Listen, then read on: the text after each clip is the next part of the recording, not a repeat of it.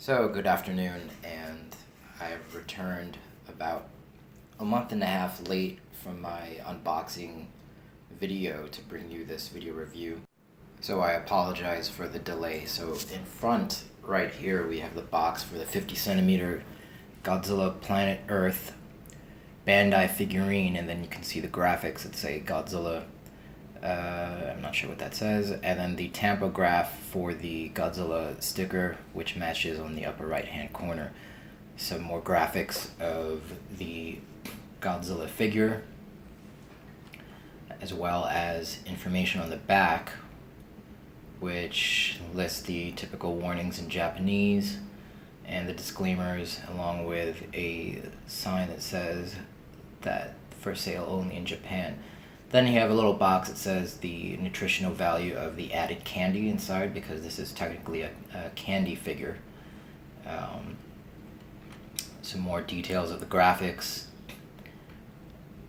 And here is the unboxed figure.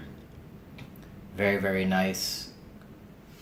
Kind of glossy black plastic molded with some green highlights. The moss, you could see the moss coloring on the feet. Molded in a moss green highlighting technique, and then some of the, I guess you could call it like a electricity blue, kind of a dry brush or highlighting technique over the molded sinews on the figure. And this is throughout the entire color scheme. And some more of the green moss highlights, and then additional detail on the texture on the figure. You could see that there are kind of three broad techniques that they use, which is the moss highlighting, the electricity blue, so to speak, along with a type of wash to go into the crevices. This being a Bandai figure, it does not have the same kind of texture detail as an X Plus. You can see the seams are readily available, but the fins are nicely detailed. They look like plant leaves with the blue highlighting once again. Nice work with kind of simulating a pulsating, the pulsating fins. And then up top near the head, we have a front portion, kind of sapphire blue eyes, with a simple white paint application for the irises. More of that moss green highlighting around the neck area.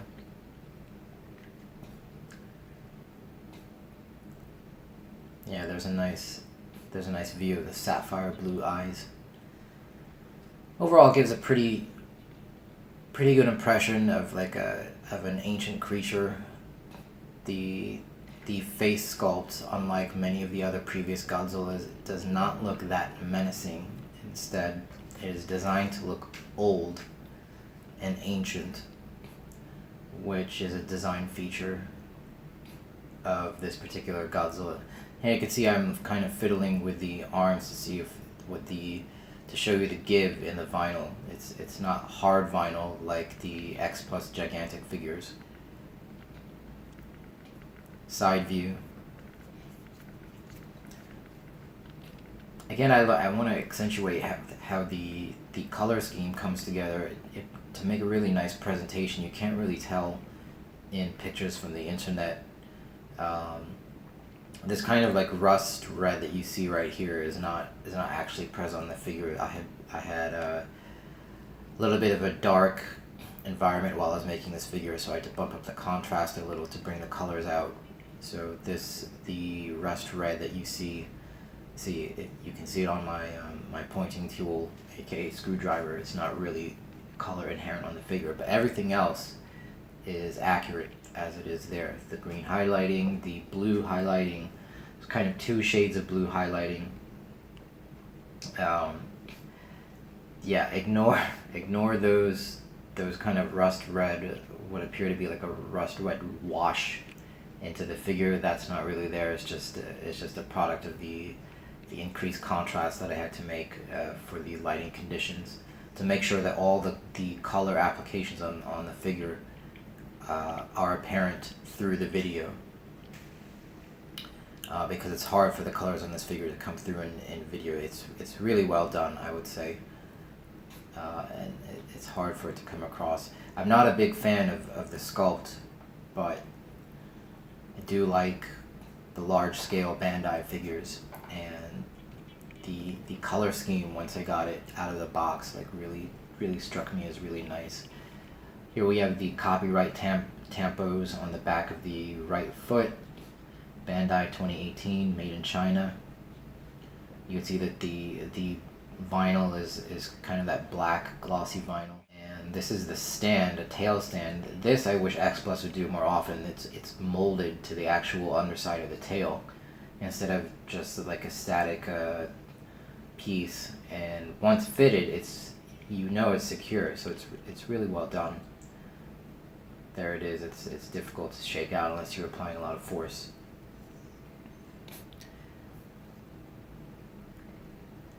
Molded right into the bottom of the tail. And this is a view of the top of the head, which has the moss green highlighting. Pan out a little bit more. Replace the tail stand. And this is the Bandai movie monster series Godzilla Phileas, which is the smaller scale Godzilla at the start of the movie that everyone assumes is the real one. This is not to scale, actually. For this to be in scale, the Godzilla Phileas figure would have to be, I think, like 3 inches tall or 4 inches tall. There's the candy that comes with the figure, which technically makes it in the Bandai candy figure line. The instructions show you how to attach the tail and then put in the tail stand. But at first, for large scale figures, the focus, there we go, is the application of kind of a scratch guard mats for your table surface wherever you intend to display the figure. It's a thoughtful concept. It looks a little strange once you place the mats on the table surface, because the opacity of these scratch guards are really obvious, and it looks like you're really trying to protect your surface from being scratched instead of a more discreet approach. But very thoughtful, first I've ever seen in terms of a large scale figure or any kind of Godzilla figure, which gives some acknowledgement that tails and the feet and whatnot can actually mar the flat surface that you have the figure on. But all in all, you don't really need it unless you're displaying this figure on something more expensive than the figure itself, which I do not intend to do. So there is the ruler that says the height is about 19.5 inches or slightly over 50 centimeters. The length is a bit longer from the furthest extension of the tail to the edge of the foot. Actually, my tape measure goes a little bit further out. And this is a comparison with the Jakks-specific 50 centimeter or so Godzilla 2014 of the legendary Godzilla. So now this is a shot of the 3 most recent Godzillas from the past 4 years. We have the 2014 Godzilla from Jakks Pacific, the Shin Godzilla, the Rick Edition from X Plus, and the Bandai Premium Godzilla from Godzilla Earth Anime, along with the 6-inch movie monster for scale. This is a nice representation of the most recent Godzilla designs in the large-scale format. The newest since the Final Wars Godzilla back in 2004. So this is a side profile view. You can see in terms of detail, the Jakks Pacific is the less detailed, followed by the Bandai, and then the X Plus. Now this is a shot of the 3 large-scale Bandai figures over the past 20 years, starting with, or no, more than that, since 1984, So with the Bandai Great Monster Series Bronze Godzilla, then the next release was about 14 years later with the Super Big Scale, 11 years later with the Super Big Scale Final Premium, and now followed up by 13 years later with the Godzilla Earth 50 centimeter release. And you could see the progress that Bandai has made from the Great Monster Series Sculpt to the Godzilla Earth 50 centimeter. The Bandai Great Monster Series Sculpt is actually sculpted by a garage toy producer. I can't remember his name, but he sculpted this, the mold of this 1964 Godzilla for Paradise. And that will conclude the overview of this 50 centimeter Godzilla Earth figure. Obviously, if you're a fan of the sculpt, this is something that would be a great addition to your collection. If you're not, like me, and you buy it because you care to have a representation of the latest Godzilla in a large-scale format, obviously it's the only option. It's actually pretty well done, as I've been going over repeatedly about the paint applications and the presentation on the figure. Very, very well done.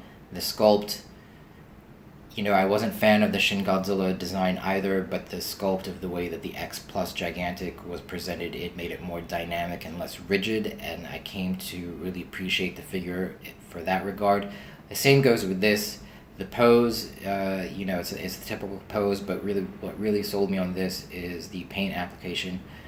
It really kind of accentuates the character of this particular Godzilla, meaning it's very, very old. It's the dominant life form on the planet. It's presented as more organically connected with nature and its natural environment, as opposed to the product of nuclear energy and man-made negligence. So there's a clear distinction between the two ideologies of Godzilla, and this figure represents it very, very well. So if your thought process is the same along those lines, then I definitely encourage you to pick up. So thanks for watching. Take care. Until next review.